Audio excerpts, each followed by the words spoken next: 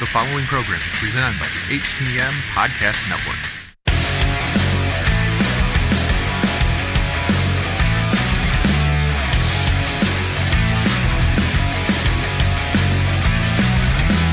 It's another edition of Wrestle Popcast, and my guest tonight is Militant Mark Magnum. How's it going, Mark?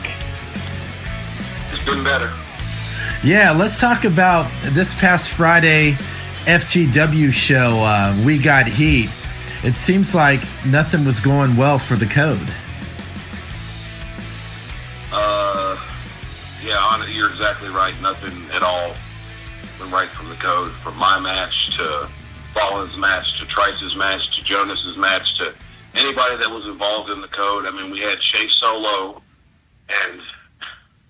and Kid Bullet just quit on us at the beginning of the show like cowards. They just tucked their tails and ran for the hills and didn't support us when we supported them.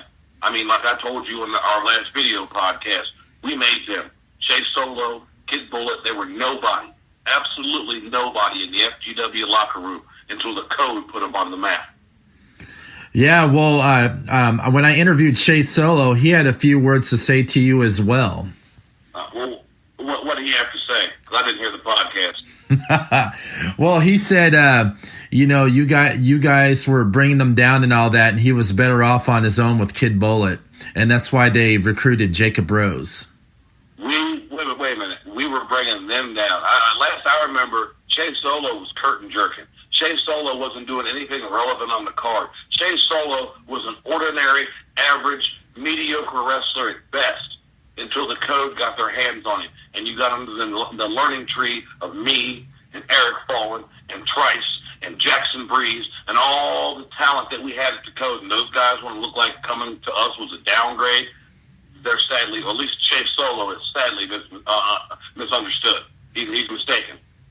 Yeah, what do you think about them recruiting Jacob Rose? Well, Jacob, I can really care less. I've already put Jacob down. So it's not like I'm really worried about Jacob at all. He's another nobody in the FGW locker room that is just somebody there to take a spot and try to hold on to a spot when you've got real talent like me. You've got real talent like Trice. You've got real talent like Fallen. You've got a CEO in Jackson Breeze that's going to still run the company despite the Code not being in control. So Jacob Rose, he's like very, very, very low on my radar right now. So what were your thoughts of Brian Levick, the owner of FGW, beating Jonas to get full control of his company? Well, I mean, obviously he'd been training. I'll give him that much. I mean, he wasn't just going to jump in there with an athlete like Jonas and expect him to just be able to pull it off without any kind of training. So obviously somebody's been training him, and somebody's been showing him things because he was convincing out there. I was surprised at some of the things I've seen the man do. Am I happy that the Code lost? By no means, not at all. I am upset and distraught at the fact that the Code is no more, that the shirt that I have in my gear bag will not mean anything anymore, and the Code is now dead. It kills me inside. I can't say anything more than that about it because, for me, it was kind of a shock because how we took control in the beginning was because of Jonas. So I'm figuring Jonas can pull another rabbit out of the hat and surprise everybody and shock the crowd because that's what I thought was going to happen, and it didn't. So were you kind of a little upset about Jonas not doing the task, what you wanted him to do? Like I told you in the previous video podcast that we did, I mean, if I'm mad at him, I have to be mad at everybody in the Code. We all dropped the ball. From Steve losing to his brother in the casket match, and all the way on down. We lost every single match we were scheduled in last Friday. So if I'm mad at Jonas, that means I got to be mad at Steve, and I got to be mad at Fallen, and I got to be mad at Trice, and I got to be mad at everybody else that lost. I mean, am I mad? Oh, of course I am. But I'm mad at the Code as a whole, as a group, how we just disintegrated and self-destructed right before the fans' eyes. That's what I'm mad about more than anything else. Well, through the past weeks, it seems like the Code was really falling apart anyway. It seems like some of the members of the Code weren't really getting along anyway. Well, I mean, you had the week before, you had Douglas Andrews he had to leave FGW because he lost to William Wolf. So, I mean, like I said, we were there was a point when we were starting to gain momentum back up, and we were starting to become relevant again, and we were starting to get matches and win matches and do what we were supposed to do and execute the plan that I implemented from day one. And somehow everybody started getting their own agendas. Everybody started getting big heads. Everybody started not listening to what they were told. And this is why we're at where we're at, and the code is no more. And what are your thoughts about Zeta getting sent back to Mexico? I personally, that saddens me because Zeta was one of our top dogs. He was another guy, just like a Fallen, just like a Trice, just like a Jackson Breeze, that the younger guys in the code, like a JC Flash, like a Shea Solo, like a Jonas, like a Kid Bullet could get knowledge from. Zeta is so knowledgeable. He's world traveled. He's not some guy that says he's world traveled and ain't. He's world traveled. And the fact that he got deported, I don't want to say it's part of the reason why the code's no more, but it damn sure didn't help. Also, for a bit, and you probably still have him on your radar, let's talk about Jay West. Jay West. Me and Jay West have a lot of history. We've wrestled each other in several other companies, and we've always done good business with each other, but it killed me that somehow, and when I say this, I say it in the aspect of I'm disappointed that the plan did not get executed right, because I had a plan, and somehow Jonas screwed that up, and somehow, I ended up losing, and that was how the night started. Other than the guys, other than Solo and Bullet quitting, the first match was me and Jay West, and that set the tone. That's why when you ask me am I mad at Jonas, I can't be, because that night I was the pace setter, I was the tone setter, I was the bar setter, and I failed at my task. Jonas failed at his task. We all failed at our task. So for me to go and just point at one specific person, or blame one specific person, or blame one specific incident is irresponsible on my part. I know what happened. We dropped the ball. That's what happened. We got confident, we got cocky, we got way overconfident in our ability to be able to execute the plan that I told all of them that needed to be executed. Oh, I know. Like I said, that night, it just fell apart for you guys as well, And that match with you and Jay West was actually a pretty good match, but it was sad. It went, towards his way and not yours. And then, I sensed everything was going to fall, down, that the code wasn't going to get their way and they weren't going to run FGW or keep on doing what they're doing as well. And then all the matches were coming, and everyone in the code was losing. I bet that was probably tearing you up inside. I bet Jackson was frustrated during that whole night. Well, don't act all sentimental, Robyn, because you were one of the first ones when we did the video podcast that night that was happy that the code's no more. So don't give me no violins and sob songs and sob stories and things, and then make it seem like you care that the code is gone. You were one of the ones that was happy that the code was done.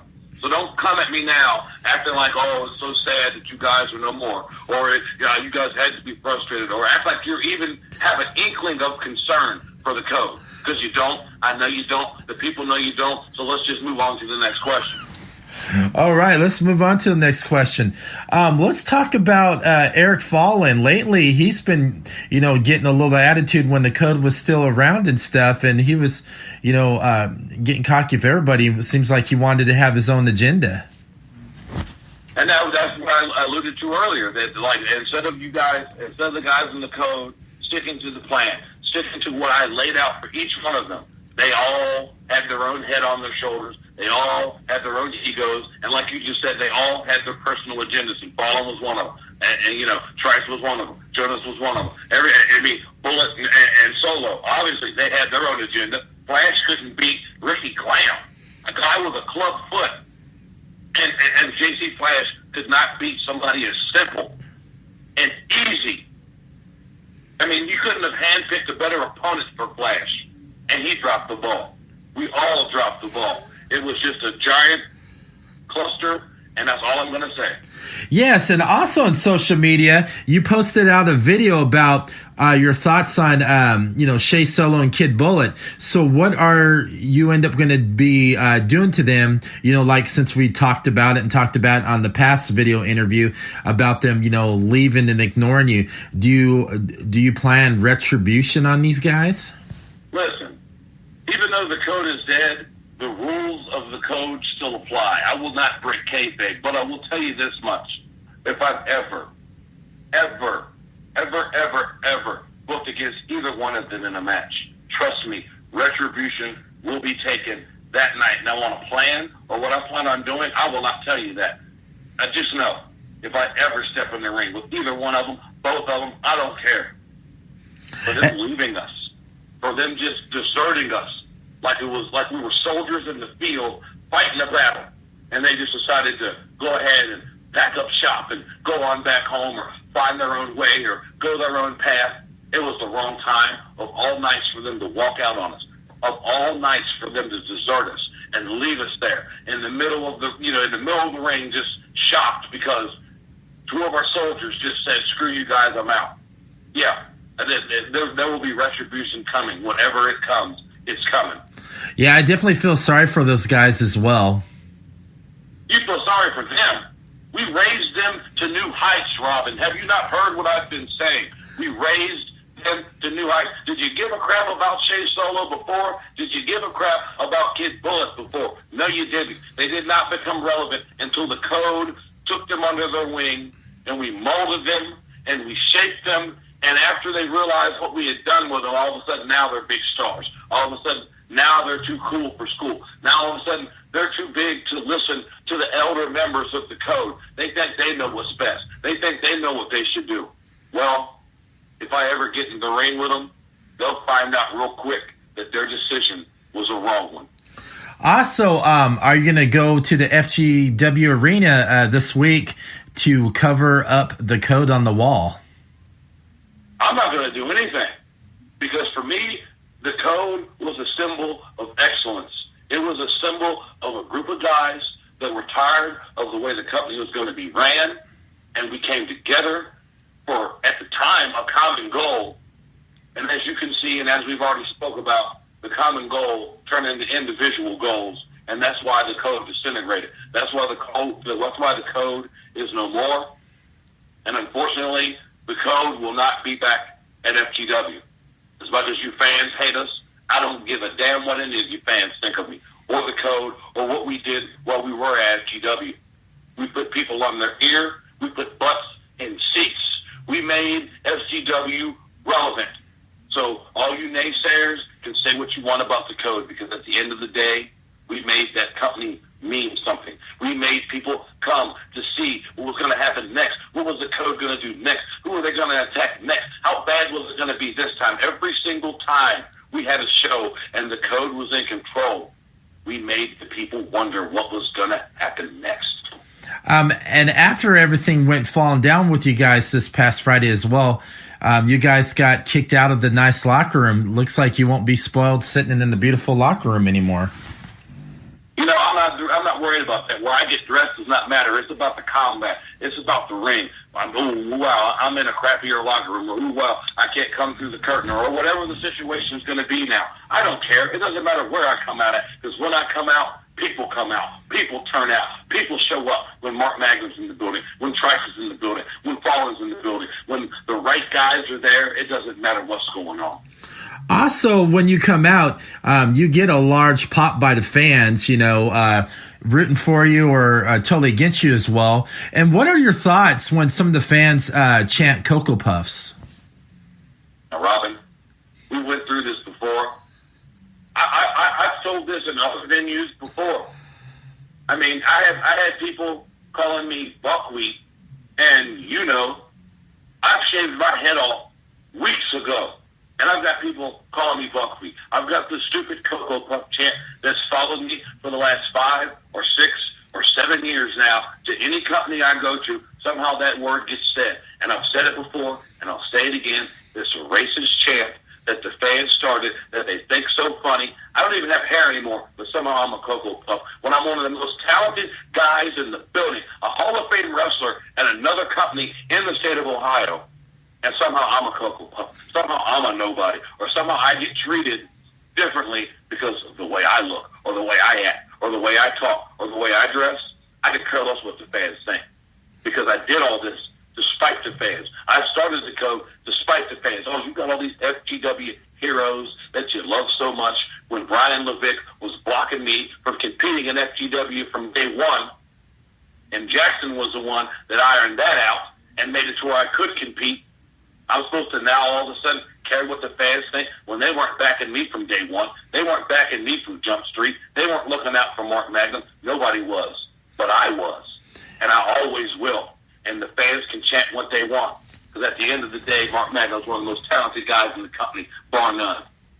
Also, since, the code disbanded, everybody went their separate ways, are there some of the members, of the used to be code that still have allegiance to you? I would think that Trice still does. I would think that Fallen still does. I would think Jonas still does, because they didn't beat him down after he lost the daggone company to us. Or for us, I should say. He's the one that lost it, and I didn't lose my cool because of what had happened the entire night. Like I said, if I was mad at him, I'd have to be mad at everybody else. So, are there still some loyal? Yeah, Jonas is loyal. Yeah, Trice is still loyal. Yeah, Fallen is still loyal. The rest of the code, Steve, and some of the others, I'm not exactly sure because we haven't talked since the show. But I know Trice and I are still on the same page. I know me and Fallen are still on the same page. Jackson and I are still on the same page. And as far as I know, so is Jonas. The code might be dead. All right, yeah. But there might still be the mission that still gets accomplished.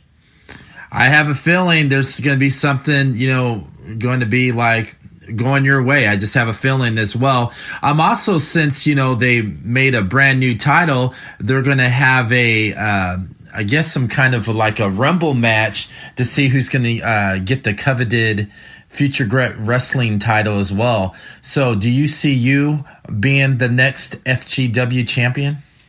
Well, if I say no, I'd be an idiot. Of course I want to be the FGW champion. And do I see myself? Of course. I've been champion in just about every single company I've worked in this business in 11 years. So am I sitting there thinking to myself, I can't become the FGW champion? Of course I can. One of their last champions was Space Invader, which was a joke in my opinion that he was the champion. And Trice taking the belt off of him was appropriate because it just exposed him for the nobody that he was. Now, Brian Beach winning the title, me and Brian Beach have history. He's got time in this business. I respect him. I understand why he left, and I have no problem with it. And now there's a rumble to determine the new champion? Oh, of course, you think Mark Magnum doesn't think he should be at the top of that list for people that are going to win? Of course. Now, if it comes down to a former brother in the code, we'll cross that bridge when we get to it. But at the end of the day, trust and believe Mark Magnum plans on being the next FGW champion. Speaking of that, too, say you won and became the FGW champion, what would you do if Trice came after you for the title? Well, one, I don't think Trice would do that because of our bond. But if it happened, like I just said, let the chips fall where they may. That's a topic for another conversation if we get to that point. But as of right now, the goal is to make sure that nobody from FGW gets the title. At least that's my goal, is to make sure that nobody from FGW gets that title and give them just a small essence of the code still being around. I know you're so frustrated and all that from this past Saturday as well, because you've been, posting and making videos on, Facebook as well. And I know how you think about, Shea Solo and, Jay West and all that. So when you get back into doing your business in the ring, who are you mainly going after first on your whole agenda? Well, you're remarkable. I just told you I'm not going to break the rules of kayfabe. Whether the code's alive, dead, on life support, whatever is going on, I will not break kayfabe. I will not tell you my plan. My plan, and the only plan I'll tell you, is being the next FGW champion. That's my next plan. Well, there's going to be a lot of tough competitors, man. You got a lot. Of course, you got like Trice, you got Mitch Magnus. You got Cody Hawk. You got Sean Casey. You got Pretty Little Cycle, Shauna Reed. You got William Wolf. Shoot, you also, what's your thoughts about Heavy Metal Viking Hooks? It seems like he's causing an uproar as well in the locker room. For me, with Hooks, I think it's kind of ironic because when the Code was taken over, all of a sudden Hooks stepped away. Now all of a sudden the Code's no more, and all of a sudden now Hooks wants to step back into the spotlight. I kind of think that's ironic that a guy that was supposed to be one of the backbones of FGW had no backbone when it came time to go toe-to-toe with the Code. Where did he go? I mean, at least Super Zeta had an excuse. He got deported. At least my little brother had an excuse. He got injured. The Black Hawk, he got injured. What was Hooks' excuse for not being around? What was Hooks' excuse for not being on the side of FGW when they needed him the most? Instead of you asking me questions about my thoughts on Hooks, you need to ask Hooks, where was he at when FGW needed him most? Maybe you need to do a podcast with him and ask him some of the tough questions you're trying to ask me. I definitely will. That's my next person I'm going to go up to. I'm going to ask Heavy Metal Viking Hooks what his whole situation was, because it seems like Robyn, he hasn't even been around in so long. We barely even knew what his name was. You could barely even get his name right because he's been so irrelevant at FGW for so long. Now, like I said, he wants to come back when the Code's no more, and then try to ride on in like he's a hero when he didn't do a damn thing to stop us besides run. Now we're gone and he's back. It's ironic, and I think it's funny. And he's another one. If I get in there with him, we'll have our little go at it when we get to it. I don't know. I think he'll beat the living crap out of you in the ring. He's a pretty tough competitor. So in other words, now you're going to doubt me after all the things you've seen me do in my career, because you've been there for a lot of them recently in the last couple of years, Robyn. All of a sudden, why? Because Hooks has a hardcore match. He does these death matches and all this blood and guts. I'm supposed to be enamored or scared by Hooks. I'm not scared by Hooks. I've wrestled Hooks before and beat him, might I add. So I'm not scared of Hooks. What he does in the ring or some of the antics that he pulls off, yeah, whatever. Thumbtacks and tables and barbed wire bats. You think I haven't dealt with some of that in my career? You think I haven't dealt with guys like Hooks in my career, Robyn? If it came down to it, Hooks would get laid down just like anybody else in the FGW locker room. Yes, I have followed your career, and I loved what you got. You had some pretty tough matches, and you fought some very tough individuals in the ring as well. And then when the whole, Code thing started, I was pretty shocked. I was like, why would Militant Mark Magnum join a group where he can kick ass in the ring and do everything himself instead of having a bunch of group of guys backing him up? And you know something? I'm kind of glad the Code did break up. You know why? Because you're better off with them, and you're going to be like doing a lot of retribution, and I'm going to sit back and just watch it and eat some popcorn.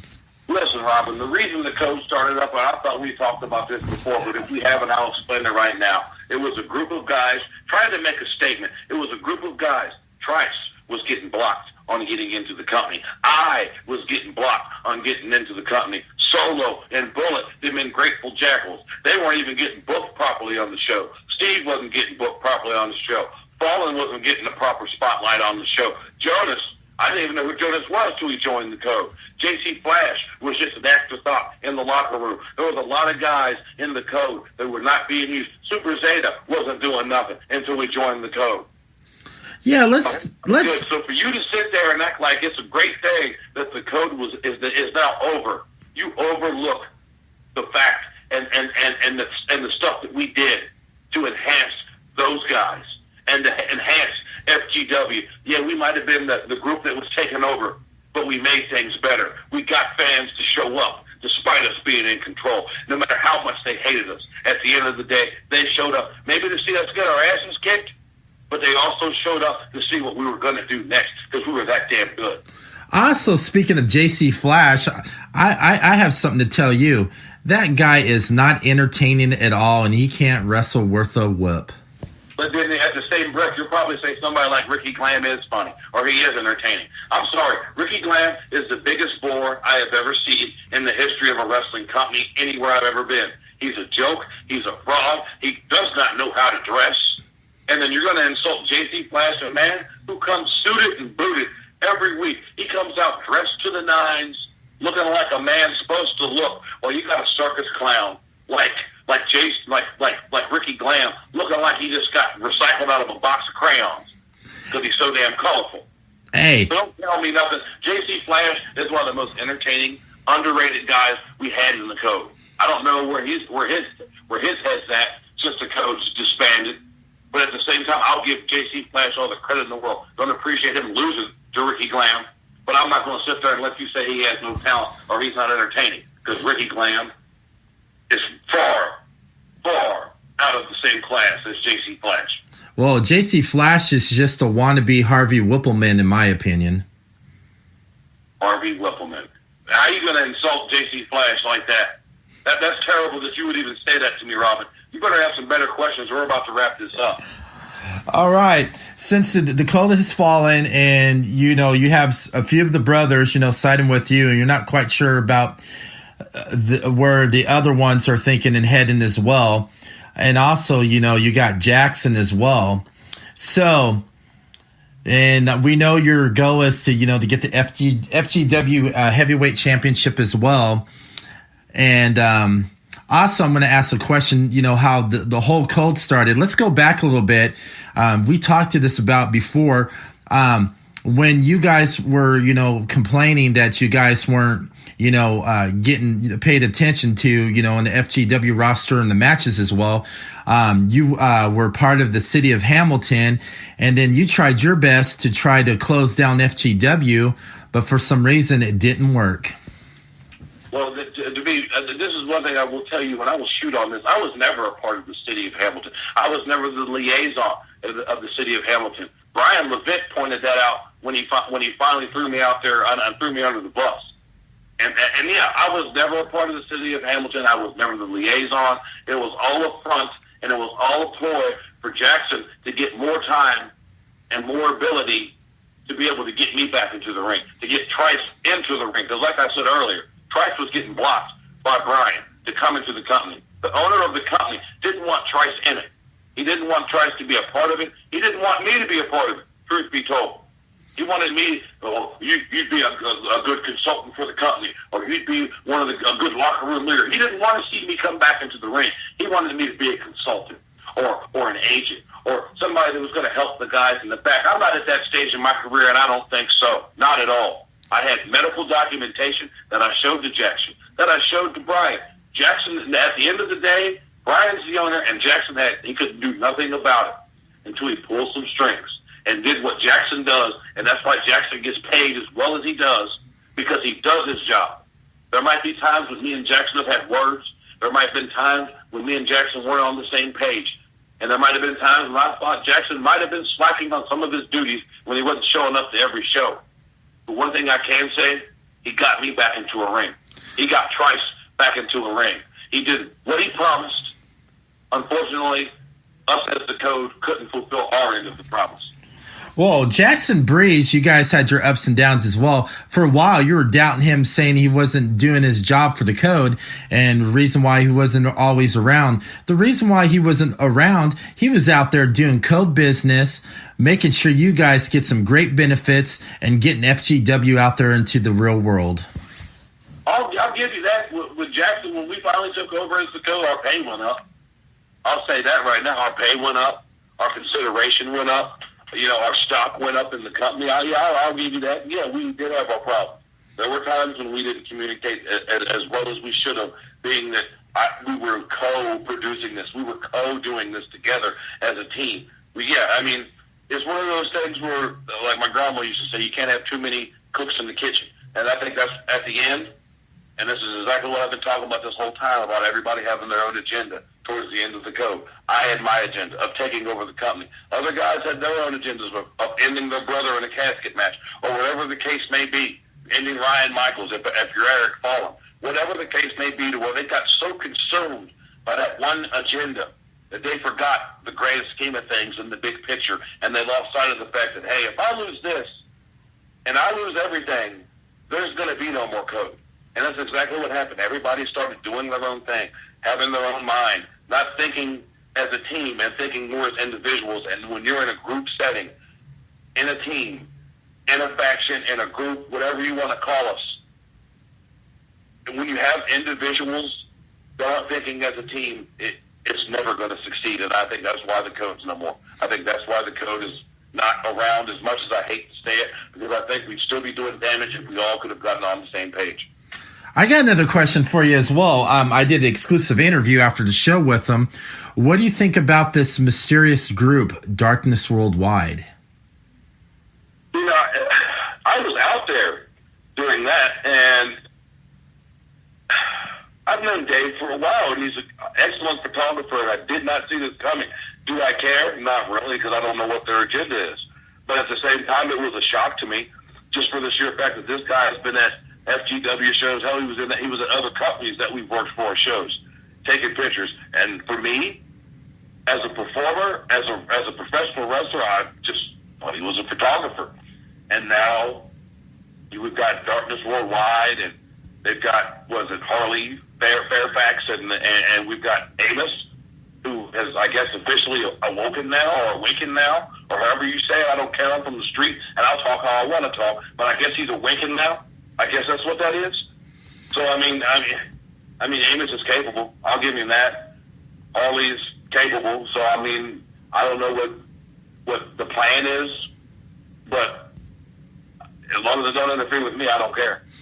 Also, what were your thoughts, what Amos did to Brian Beach, on his final match and his final time in the ring? What did you think about that? How he, just destroyed him? My perspective's this. I've wrestled Brian Beach many times, and he's won some, I've won some, and FGW or code aside, there was a level of respect there. And there was a level of, not camaraderie because we were the code and he was FGW, but there was that level of knowing, okay, Brian Beach is a real player.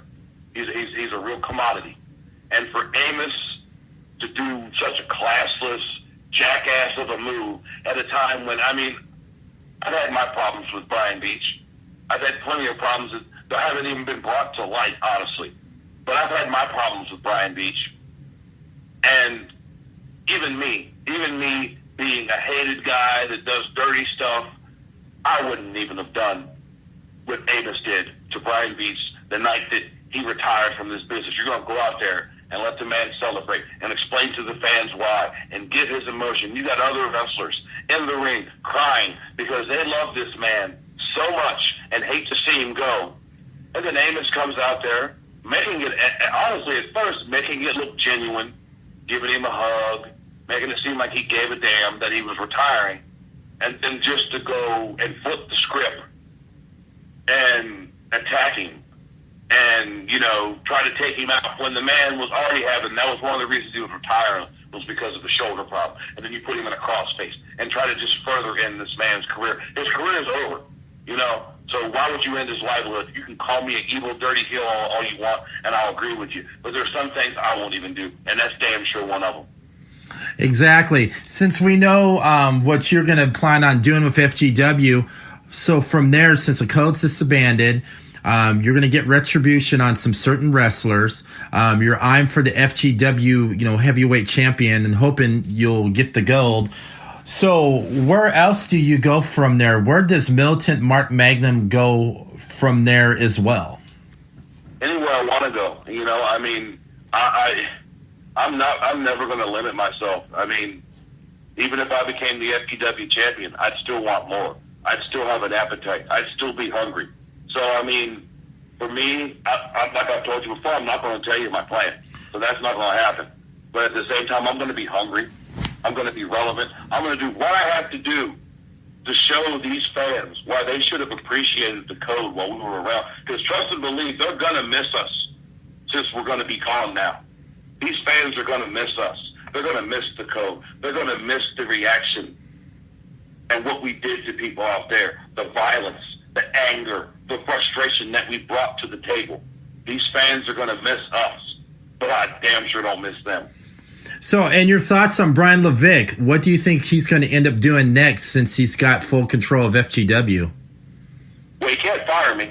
I know that much because I've got not an ironclad, but I've got a strong contract, just like Jackson has an ironclad contract. Bryan cannot fire any of us. Whether we were still with the code, whether you're Shea Solo and Bullet and left the code, we all are still contracted through FTW. That's why we tried to have the match with Jonas and Brian Levick, so we could officially take full control of the company and take full control of our contract. Now it goes back to now we work for Brian. Now we're his property. Now until my contract expires, I am beholden to him. Yes, Jackson still books the matches, so he will have some say-so on what goes down and who does what and all that. But at the end of the day, Jonas lost. We all lost. Brian is now officially 100% in control of the company, but he can't fire a damn one of us. And I love that part. I bet you do. I can see that little devious smile. You're probably having it right now.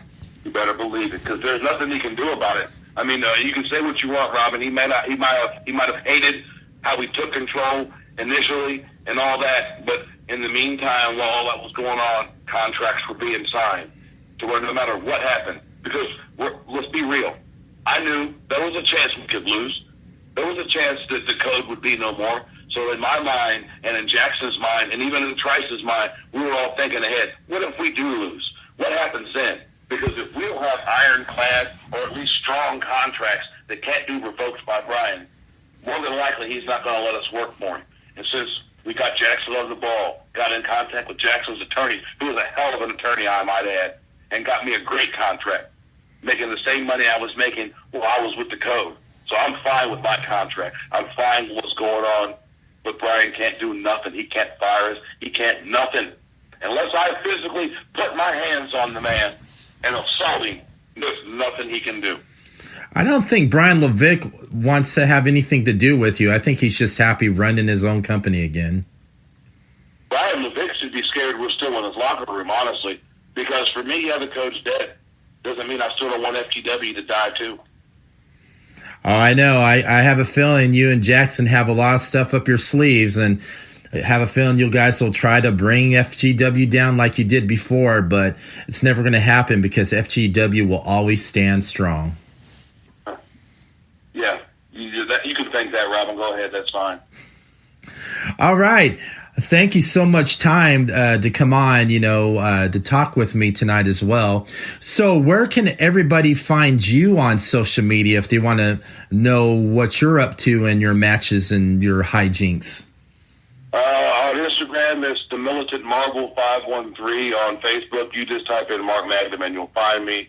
Same with Twitter. I mean, you can find me if you go on Google, you can find my YouTube page. If you Google Mark Magnum, Mark spelled with a K. You can find me anywhere you go on Gmail, or not Gmail, but if you go on Google and type me in, you'll find me. Trust me, I'm a big deal. All right. Thank you so much. It's always a pleasure having you on. I love, having you on and, interviewing you sometimes as well. Yeah, Robyn. The pleasure's all yours. Get off my phone. All right. And everybody else, thank you for listening to Wrestle Popcast. Good night.